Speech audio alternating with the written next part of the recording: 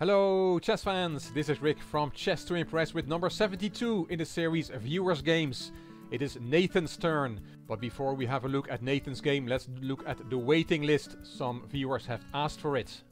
This is the waiting list. You see Nathan's name there at the top left. It is his game we're going to look at. Next week it will be Satyam, then Ovidiu, Romain, and so on and so on. And there are 63 names on this list.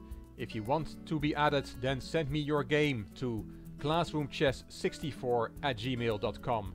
I take the games in the order that they were sent to me, and every Sunday I do a viewer's game. So you have to be patient, but I will get you a game eventually. As I'm now looking at this list, I see Gil's name there in the middle. We looked at Gil's name 2 weeks ago. I made an exception in moving his game to the top of the list. So his name should come out, and there's only 62 viewers waiting. So this video is about Nathan's game. He says, "Hi Rick, this is a nice game that I played on leadchess.org for your consideration for the channel. I live in the USA and I'm playing with the black pieces here. It was a 20-minute game with no increment. Let's have a look." Nathan is called Tortilla de Hun on Lead Chess, and he is playing Lord of Wolves. Lord of Wolves has a rating of 1517. And Nathan had 1482 at the time this game was played. E4 from white, and Nathan, our hero, plays c5, g3, knight c6, bishop g2, and look at this move from Nathan. He plays f7, f5, a completely new move on move 3. I could not find any games with this move in my database of about 7 million games. It shows how rich our game is that you can play a completely new move as early as move 3. g6 is by far the most popular move in this position. f5 played by Nathan is also a pawn sacrifice. White took it. Knight f6, knight c3, d6, and here the engine wants to hang on to the pawn. Nathan is now attacking the pawn. The engine wants to protect it with g4 and claims black does not have enough compensation for the pawn. But white plays knight f3, develops that piece and gives the pawn back. An understandable decision. Nathan took the pawn, d3, g6, bishop e3 developing, and e5 from Nathan. Here, castling, finishing development is a very sensible move, but white played knight d2 on its way to the e4 square. Bishop g7 from Nathan. There comes the knight to e4, and it was traded. Knight takes back, and now d5. The game is only in progress for 11 moves, but this is already Nathan's second pawn sacrifice. He surely is an adventurous player, and that's nice to see, because now white can take the pawn on c5, which is unprotected. And Nathan keeps pushing in the center. The bishop drops back, and Nathan castles. And this is a third pawn sacrifice that white does not accept. He could have taken on b7 here, and that's 2 pawns up for white. But white decided to castle. Queen c7, now the pawn on b7 is protected, and a3. The opening, it has to be said, has been a success for white. He's a healthy pawn up and has a very solid position with no weaknesses. White is doing well. King h8 by Nathan, b4, rook to the center, and knight e4. Here Nathan plays b5, and black's last 2 moves are somewhat mysterious for me.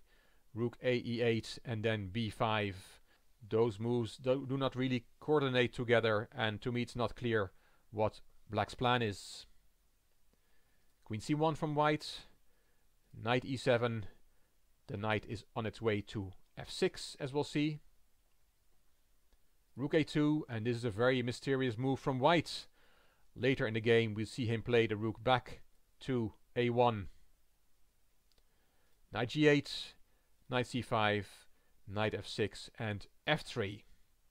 As we'll see later, white wants to expand on the king side. That was the idea of f3. While it's more logical to push on the other side of the board, a4 would have been a very good alternative. White's pieces are set up to support this expansion on the queen side. After f3, Nathan played knight d7. That knight keeps dancing around. g4, and here knight takes c5 is a good move. And then if you take on f5, there is knight a4. And if you, after knight takes c5, take back on c5, then there is bishop e6. Hitting the rook, and this is okay for black. But after g4, hitting the bishop, Nathan understandably plays his bishop to safety. Bishop e6, the only square. White took the bishop, rook takes, and now bishop h6. And that's not a very good move. It gives black the chance to get rid of his bad bishop. This bishop is just looking at its own pawns. A better alternative would have been a4 again, or f4. That's also a good option for white. But bishop h6 was played. Nathan decides not to get rid of his bad bishop, and he plays knight b6. Also a good move. Also on its way to the nice square on d5. Queen g5 from white, and there goes that knight to that nice square, and rook back to a1. The rook was very badly placed on a2, but it did protect the pawn on c2, which black now could take. But Nathan doesn't do that. Another very strong move here is knight e3, with the threat of queen c3. Very strong move. White's pieces are uncoordinated, and black is taking over. But Nathan played a third option, bishop f6, hitting the queen. Queen back to d2, protecting the c-pawn, and the white queen now holds white's position together from d2. Rook f7, that rook was hanging. f4, improving the bishop again. And knight e3, nice move. The engine here likes f5. Just giving up the exchange there. If black takes it, rook takes, then black saves his rook, and g5, and white has compensation for the exchange according to the engine, but that's not easy to find. And after knight e3, white decided to save his rook. Rook fc1, but now the tables have turned. Nathan takes on e4, and black suddenly has a large advantage. His pieces are much better coordinated, and this knight is a monster. Just have a look at white's pieces, especially the rooks are very badly positioned, and this bishop is not doing anything either on h6. g5 was played, hitting the bishop, bishop dropped back, bishop f3, and Nathan took on h6, g takes, and goes forward on the king side. h3 was played by white. White wants to stop g5, g4, but this move backfires as black now starts a relentless attack against white's weakened king. And Nathan plays this very nicely.